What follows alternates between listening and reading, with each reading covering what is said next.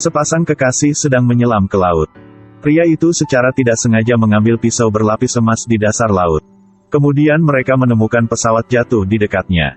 Dan di dalamnya ada rahasia yang mengejutkan. Ceritanya pasti sudah diceritakan dari 3 hari yang lalu. Ceritanya harus diceritakan dari 3 hari yang lalu. Pacarnya Sam adalah seorang peternak hiu. Hubungan antara keduanya sangat baik. Bahkan jika Jared yang malang hanya bisa hidup di trailer. Satu-satunya propertinya adalah kapal tua. Tapi Sam tidak pernah meninggalkannya.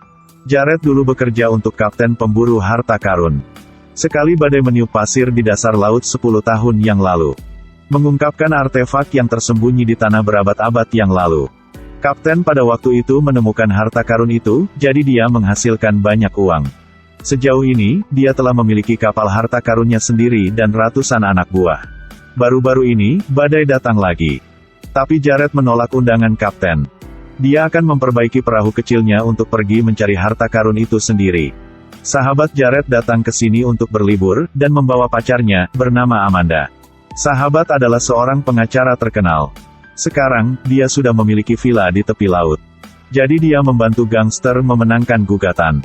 Jadi bos gangster memberikan villa ini kepadanya sebagai hadiah. Yang penting perahu di sini juga adalah hadiah. Jared sangat bersemangat. Saya akhirnya bisa berlayar ke laut untuk menemukan harta karun. 4 orang berlayar, berselancar, menyelam, berjuang di lautan. Mereka bersenang-senang. Saat bersenang-senang, Jared tiba-tiba menjatuhkan jam tangan ke dasar laut. Ketika dia menyelam, dia secara tidak sengaja menemukan batu pemberat yang digunakan oleh kapal-kapal kuno. Ini membuktikan bahwa pasti ada kapal yang tenggelam beberapa abad yang lalu.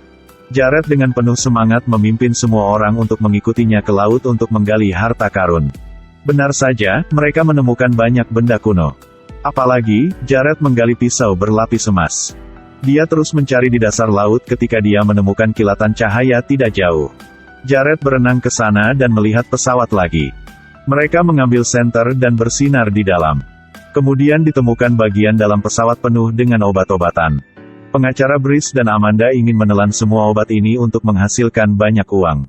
Tetapi Jared dan Sam berpegang pada prinsip itu, jadi mereka dengan tegas menolak. Tujuan mereka hanya untuk menemukan harta karun, sama sekali tidak melakukan sesuatu yang ilegal. Namun, setelah memberitahu polisi, daerah sekitarnya pasti akan diblokir. Perburuan harta karun juga akan dicegah karena itu. Jadi Jared memutuskan untuk menemukan harta karun itu terlebih dahulu dan kemudian melapor ke polisi untuk menanganinya. Keesokan harinya, Jared dan yang lainnya membeli beberapa peralatan dan kemudian menyelam ke laut untuk menemukan harta karun.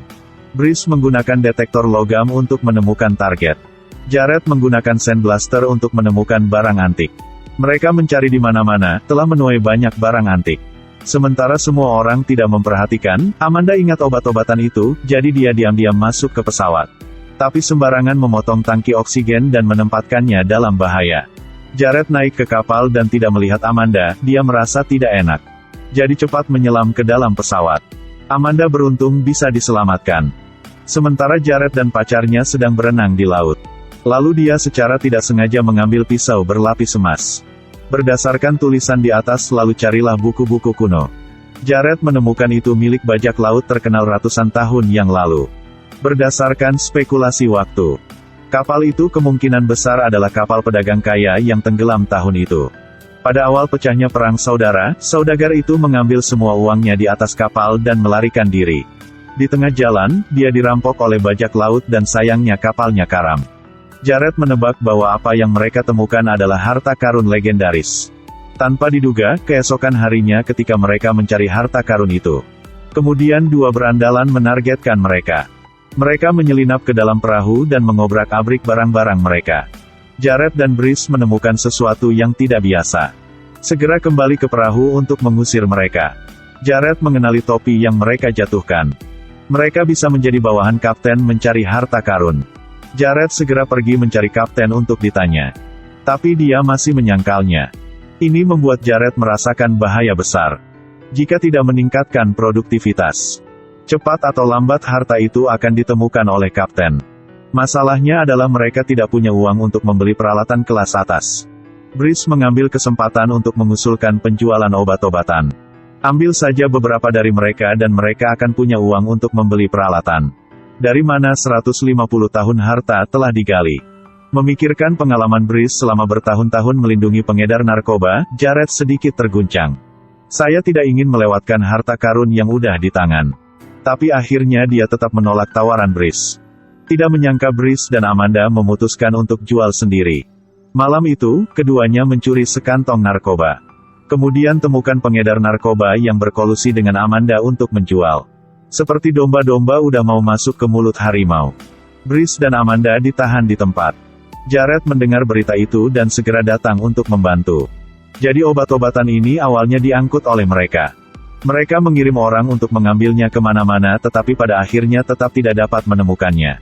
Sekarang Brice membawa mereka ke tempat di mana mereka merasakan harapan baru. Mereka memberi Jared 12 jam untuk mengembalikan semua obat. Jika tidak, mereka semua akan dalam bahaya. Jared tidak punya pilihan lain. Dia harus mengertakkan gigi dan mendengarkan mereka. Pada saat itu, mengatakan mereka memberi dia $3.000 untuk membeli peralatan. Tapi Sam tidak ingin mengalami sesuatu yang ilegal. Menolak untuk mengangkut obat-obatan itu bersama mereka. Setelah itu, mereka pergi ke dasar laut untuk mengirimkan barang.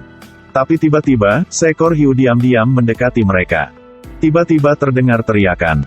Jared buru-buru melompat ke laut untuk menyelamatkan Brice dan Amanda. Tapi Amanda diserang oleh hiu. Kakinya hampir terpotong setengah olehnya. Dengan panik, Jared memotong tali yang mereka ikat ke perahu. Untuk segera membawa Amanda ke rumah sakit. Tapi pada akhirnya tetap tidak bisa menyelamatkan Amanda. Sam mengetahui berita itu dan bergegas ke rumah sakit untuk menghibur Jared.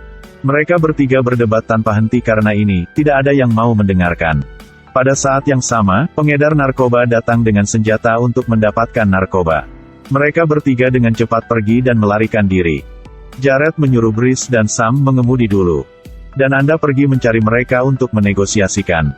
Tapi di tengah jalan Sam turun dari bus untuk melaporkan hal ini ke teman polisinya. Brice ragu-ragu sejenak dan kemudian pergi dulu. Jared menyumbangkan artefak yang dia temukan kepada pengedar narkoba. Ketika mereka dengan senang hati kembali ke perahu. Kemudian menemukan bahwa pangkalan itu telah dicuri. Segera dia juga tertembak di kepala. Jadi kapten juga menargetkan obat-obatan ini sehingga dia membunuh mereka. Ketika Jared membeli peralatan, kapten udah menerima berita. Segera mengatur untuk mengirim seseorang untuk menonton Jared. Ingin tahu apakah dia telah menemukan narkobanya. Jared merasa tidak enak. Jadi ketika kapten tidak memperhatikan, dia melompat ke laut untuk melarikan diri. Tapi tak disangka, teman polisi yang Sam datangi adalah faksi dengan kapten. Jadi Sam menjadi sandera.